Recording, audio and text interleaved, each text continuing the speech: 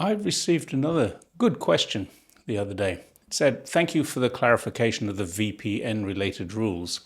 I don't trust Western news media at all." Good. What I don't understand and hope you can do a video about it is why Western countries are so anti-China. Is it the military-industrial complex that I learned about in high school 40 years ago? And the answer is absolutely. They need an enemy. If you take a look at the share prices and the value of the US dollar when they pulled out of Afghanistan, those things dropped like a stone. As soon as Russia set a boot over the border of Ukraine, they surged. And they did so again on October the 7th, and will reach record heights if anyone can cause a conflict in the South China Sea or over Taiwan. The Global Times in China wrote a great article in September 2021 explaining who the beneficiaries of war really are. It's not just the military-industrial complex, it's the lobby groups in Washington and, unfortunately, the people who drive policy, the elected lawmakers in the Senate and Congress. Now, anyone critical of China would look at that information and say, of course the Global Times would say this. But their principal source for the information isn't researchers in China, but an independent American think tank called Security Policy Reform Institute. Look it up. They also pointed out that the outgoing president, Dwight D. Eisenhower, called the military-industrial complex a giant hidden hand in US politics. So it goes back a long way. It's pure capitalism and nothing at all to do with reality. China has never threatened another country in the last 45 years. It only went against the USA in Vietnam and Korea because its own borders were exposed to threats from the USA. And bear in mind that the USA actually bombed a declared neutral country, Laos, which is China's neighbor. And this was a war crime that's still never been answered for in any court, not even the court of public opinion. China was under great threat then as it is now. It's currently surrounded by more than 400 US bases, mostly in Japan, Korea, and until recently neighboring Afghanistan. It has US and their allies' military planes off the coast and until very recently Navy ships, including aircraft carriers, off the Chinese coast. There are missile bases in the South Pacific, military bases in the Philippines, and yet China is accused of being aggressive because it's built a defensive military which is capable of repelling that very real threat from the only country in the world that has actually dropped nuclear bombs on another country. China is a communist country. The Americans have been spoon-fed vilification of communism for the last 75 years. So much so that almost every American believes the word communism actually means authoritarian and dictatorial. I've got news for those Americans who seem to believe that the word communism actually means authoritarianism, and it means dictatorial, and it means poverty-ridden too. The only reason any country that declares itself to be communist is poor is because the US government has sanctioned that country so that it remains impoverished. They did it to China for 30 years until they needed China's help to overcome the fact that another communist region, the Soviet Union, was becoming too much of a threat to them then. They're doing it in Venezuela, they'll do it in Sri Lanka, they'll continue to do it to every single country that declares itself Marxist, socialist, or communist. What is it then that they're so afraid of? The simple answer is they're afraid of the reality that communism actually works for the people. Even US MAGAs are starting to realize this and looking for solutions to their third world problems in their first world country.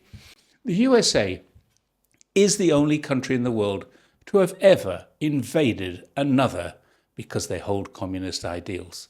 They did so in Vietnam, where they now want to be friends because they hope it will help them confront China. They did so in Korea. The war there has never been officially allowed to end because they want to retain their presence there, and ending that war would reunite the country, which wouldn't suit the US at all. Think about that. The USA has invaded two of China's neighbors because they wanted to stop the spread of an ideology that China holds. They've also attempted color revolutions in Xinjiang, Hong Kong, and in 1989 in Beijing. They've paid for and trained terrorists to attack civilian infrastructure in China. Both on the mainland, in Tibet, they had terrorists parachuted into the region who were trained in both India and in Colorado. This is a matter of public record. If you don't believe me, Google Camp Hale. They've done it more recently in Hong Kong. They paid through the National Endowment for Democracy and even involved Christian churches in their scheme to have students protest, cause criminal damage, and assault police officers and government buildings. Again, this is a matter of public record and has been exposed by the criminal investigations and by the criminals themselves, many of whom have pleaded guilty and are now serving prison sentences for terrorist and national security related offences. People in prison in China, and this includes Hong Kong, are not there for seeking democracy or free speech. They're there in prison because they've been caught doing the same things that America, Australia, the UK, and many other developed nations would also put people in prison for: breaking national security laws. It happens every single day in the West. It's widely misreported when it happens in China and widely ignored when it happens in the so-called democracies, where free speech is supposedly more free. I assure you, it isn't. I've yet to meet anyone who can tell me why the US actually invaded Vietnam.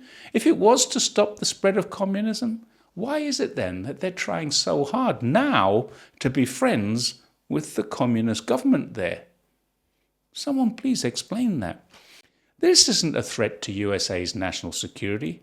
There's only one threat, and that's to the profits of those people who control the sales of arms around the world. But maybe it's also a threat to the system they have, which enriches the rich and impoverishes the poor. Now, if you're an American, before you confront me on that one, please explain to me why your basic incomes have not increased in 2 decades, why your purchases today all cost more than they used to, but your income hasn't increased to match.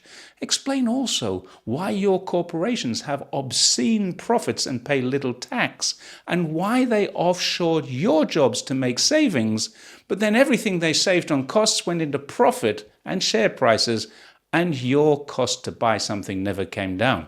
Please explain why you get taxed even on the tips people give you. Explain why your life expectancy is the same as China, but your hospital costs are at least 10 times those of China. You have higher infant mortality than China, higher obesity and diabetes rates than China. And just for the record, you have more people in prison and more people living on the streets than the whole of China. One last point. Why do you pay property tax on a home you've bought and paid for? Why do you get taxed on your pensions? And why are 12% of your people living in poverty? None of those 3 things exist in China. So I don't know if this answers the original question of why Western countries are so anti-China. I just say to anyone who is anti-China, what was your experience when you came here to make you so? If you haven't been here at all, then like me, before I arrived here 20 years ago, you've been grossly misinformed. You have nothing to fear from China. Your enemy is actually a lot closer to home. Thanks once again for watching my take on China. Don't forget, please share widely, and don't be afraid to check that subscribe button. And I'll see you next time. Bye for now.